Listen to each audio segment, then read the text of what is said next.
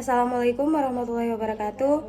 Perkenalkan, nama saya Nur Kefah Hamid dengan NPM 022722111025. Pada video kali ini saya akan mempresentasikan hasil proposal saya yang berjudul Dinamika Keuangan Keluarga yang dari mata kuliah Metode Penelitian yang diberikan oleh Bapak Dr. Randu Suwito SE MSI AK CSRS CSRA.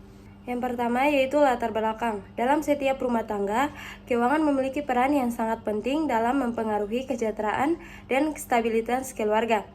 Dinamika keuangan keluarga tidak hanya mencakup pengelolaan pendapatan dan pengeluaran, tetapi juga melibatkan aspek-aspek emosional, sosial, dan nilai-nilai yang dianut oleh setiap anggota keluarga. Sayangnya, banyak keluarga menghadapi tantangan dalam mengelola keuangan mereka secara efektif, kurangnya pemahaman tentang pentingnya komunikasi finansial, ketidakstabilitan dalam mengelola anggaran, kurangnya pengetahuan tentang investasi, dan kesulitan dalam menyusun rencana keuangan jangka panjang seringkali menjadi hambatan yang menghalang keluarga untuk mencapai stabilitas finansial yang diinginkan. Dengan menyadari kompleksitas ini, penting bagi setiap keluarga untuk memiliki pemahaman yang kuat tentang dinamika keuangan dan bagaimana mengelola secara efektif. Oleh karena itu, outline ini disusun untuk memberikan panduan yang komprehensif tentang strategi-strategi praktis dalam mengelola keuangan keluarga, mulai dari memperkuat komunikasi finansial hingga merencanakan investasi jangka panjang.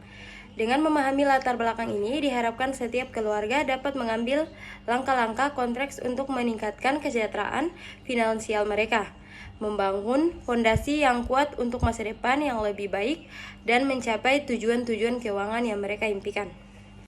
Berikutnya yaitu fokus penelitian dan tujuan penelitian. Pada fokus penelitian terbagi menjadi 10 poin. Yang pertama, analisis perilaku keuangan keluarga. Yang kedua, pengaruh pendidikan keuangan terhadap keputusan keuangan keluarga.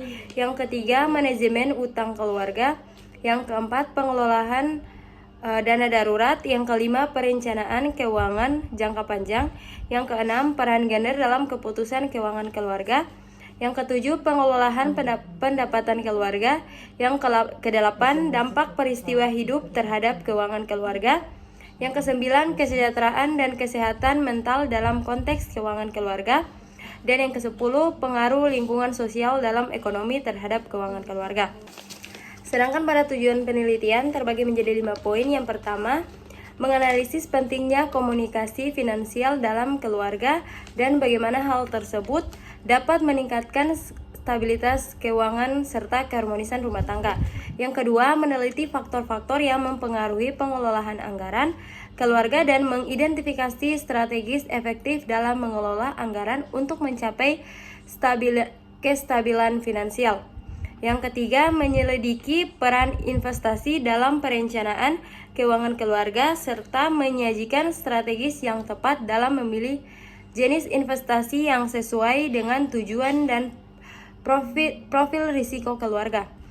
Yang keempat, mengembangkan panduan praktis untuk menyusun rencana keuangan jangka panjang sesuai dengan tujuan dan nilai-nilai keluarga serta menghadapi tantangan dalam implementasinya.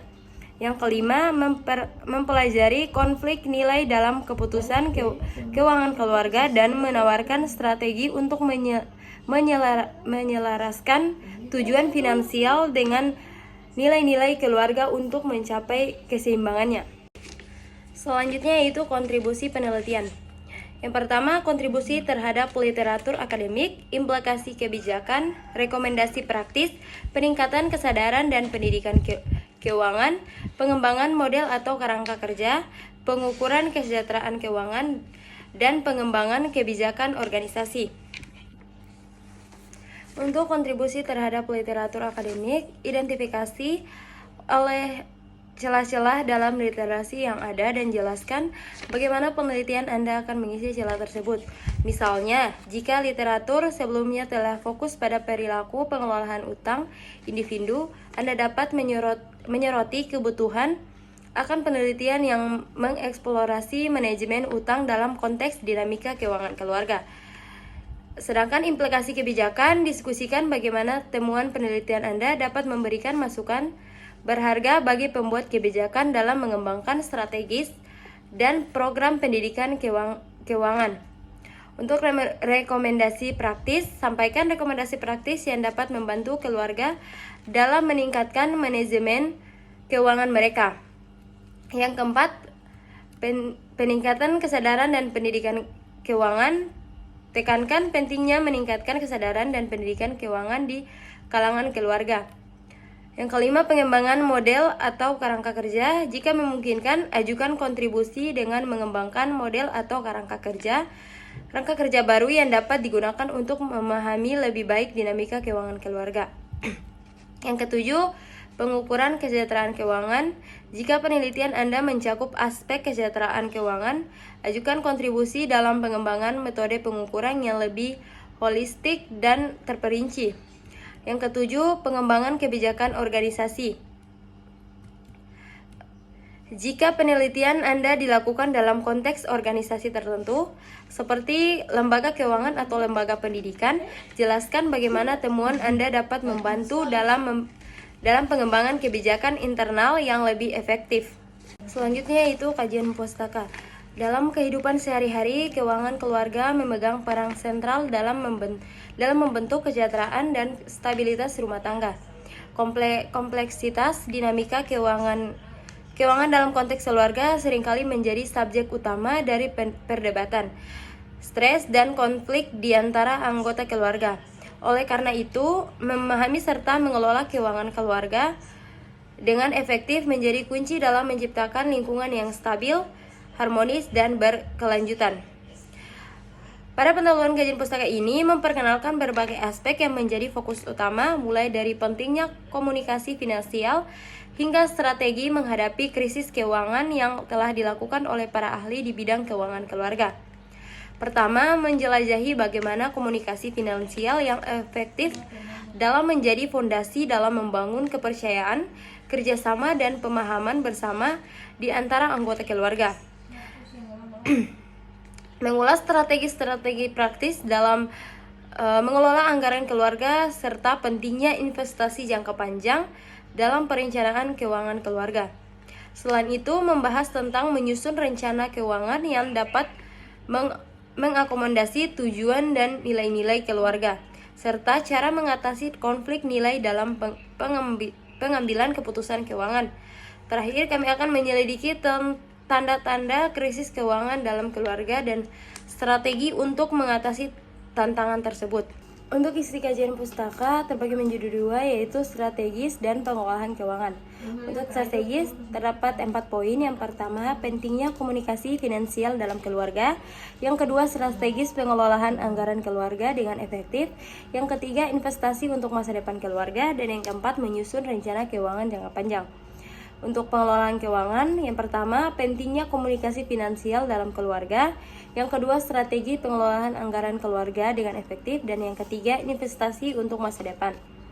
Untuk kesimpulan, dengan demikian dapat disimpulkan bahwa pengelolaan keuangan keluarga merupakan proses yang melibatkan komunikasi yang efektif, pengelolaan anggaran yang lebih teliti, dan investasi yang cerdas. Dengan memahami prinsip-prinsip itu dapat menerapkan dalam kehidupan sehari-hari, setiap keluarga dapat mencapai stabilitas keuangan yang lebih baik dan membangun masa depan yang lebih cerah. Metodologi penelitian, pendahuluan metodologi penelitian ini akan membahas tentang kerangka kerja dan pendekatan yang akan digunakan untuk mengumpulkan dan menganalisis data terkait dengan dinamika keuangan keluarga. Pendekatan penelitian yaitu yang pertama, pendekatan penelitian kualitatif, kedua, pendekatan penelitian kuantitatif, dan yang ketiga, metode pengumpulan data, dan keempat, analisis data.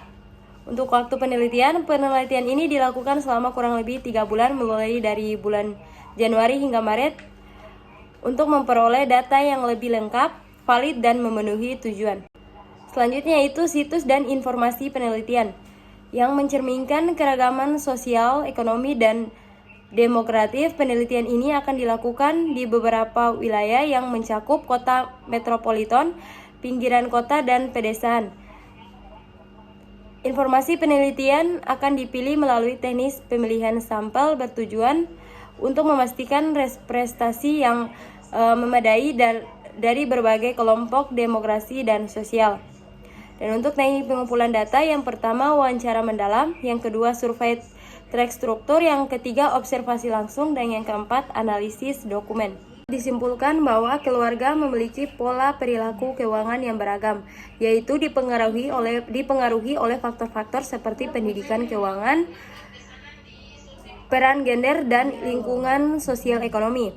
Pendidikan keuangan memberikan dampak signifikan terhadap keputusan keuangan keluarga, menunjukkan pentingnya integritas pendidikan keuangan dalam masyarakat.